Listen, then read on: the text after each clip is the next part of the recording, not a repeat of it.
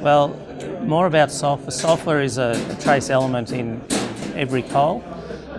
It occurs naturally within the coal and in the ash of the coal. When you burn it, typically it turns to sulphur dioxide and sulphur trioxide, which goes out into the atmosphere, and it contributes to respiratory illness, it contributes to visual pollution, contributes to acid rain. Now, a lot of power stations, certainly all new power stations, have flue gas desulfurization, which aims to take the bulk of the sulphur out of the flue gas so it doesn't escape to the environment, but none of it works 100% efficiently. So the amount of sulphur that's in the coal does have an effect on the amount of sulphur that comes out of the stack and goes into the environment. So the lower sulphur in the coal, the lower ultimate sulphur emissions you have from the power station, and so the lower the effect on people's respiratory systems, the lower the effect on acid rain, and the lower the amount of visual pollution that you'll get from that source. Well, the outlook has changed significantly just in the last month, and that's because Korea has just introduced a new limit on the amount of sulphur that can be in coal, which is 0.4%. So you're not allowed to import coal into Korea that, annualised over a year, has sulphur of more than 0.4%. Now, that significantly changes the outlook for low sulphur coal. Because only about a third of the seaborne thermal coal market meets that spec. So what that means is that if you've got a low sulphur coal project, then your coal is going to be in demand. Now, Korea is leading the way in this. We don't think it will be the last country that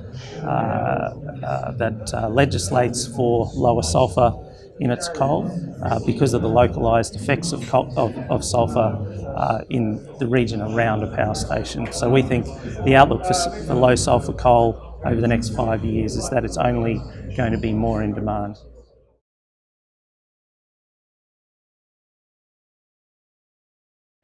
Well, we think we're very well positioned because the sulphur content of our coal is less than 0.25%, which is well under the South Korean new benchmark.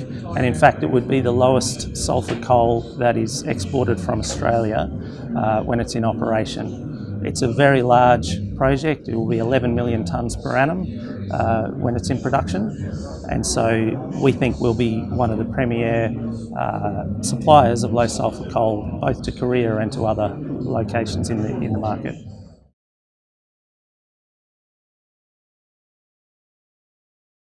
We're in a very unique position in having an undeveloped project that is very well advanced in the regulatory process. It takes a long time to get a coal mine started.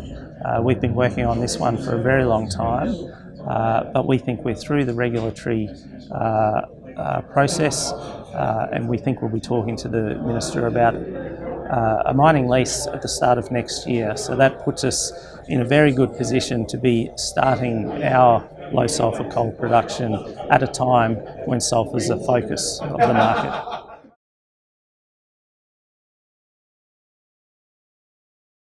Apart from the low sulphur aspect to our project, which we think gives us a structural reason why this coal will be attractive in the market, we are otherwise going to be a very low cost producer of coal.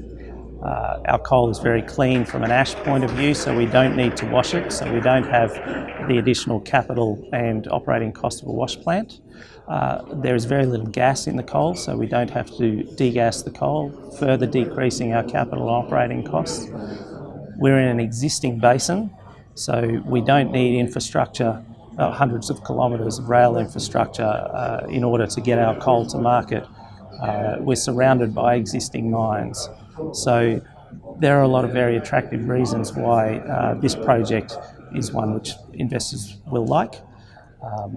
There is some water to go under the bridge before we're putting coal out, but we're at Mines and Money because we're looking for the right partners to help us do that.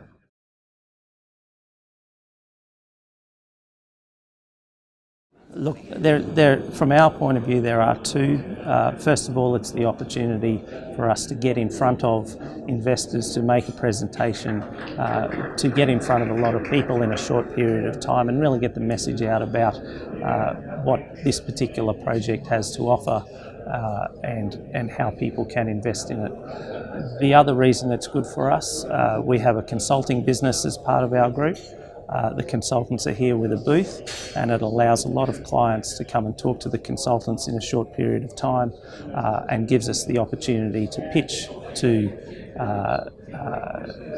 a number of clients who are really going to want the services that our consultants are giving, and that's feasibility study services, due diligence services, mining technical services, and project development services.